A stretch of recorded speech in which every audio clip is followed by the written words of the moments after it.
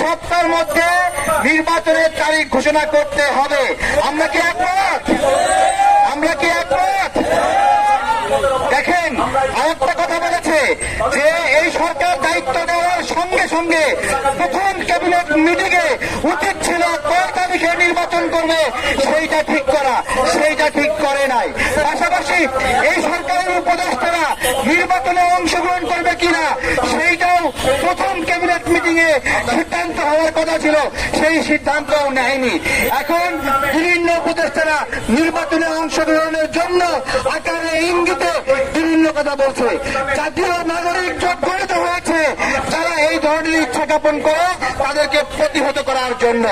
একটা প্রশ্ন রাখি, প্রশ্ন হল 20 বছর 25 বছরের যুবক সে উপদেষ্টা হলে নির্বাচন করতে পারবে, আর 70 বছরের বুড়া হইলে সে নির্বাচন করতে পারবে না, এরকম কোন আইন আছে?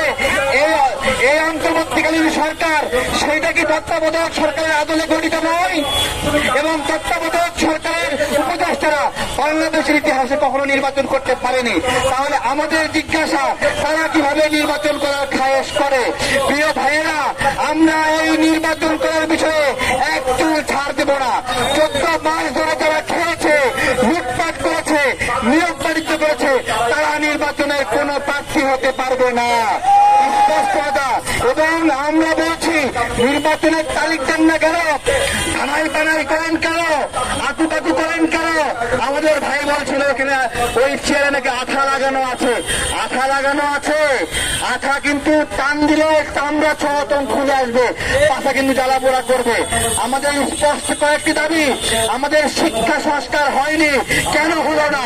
কেন এখানে গুরুত্ব দিলেন না? স্বাস্থ্য সংস্কার হয়নি, কেন ডক্টর ইউনূস তার গ্রামীণ ব্যাংকের অফিসারকে নিয়ে এসে স্বাস্থ্য মন্ত্রণালয়ে বসিয়েছে? জবাব দিতে হবে। এবং এই সমস্ত দায় ওই স্বাস্থ্য উপদেষ্টার স্বাস্থ্য সংস্কার না হওয়ার জন্য।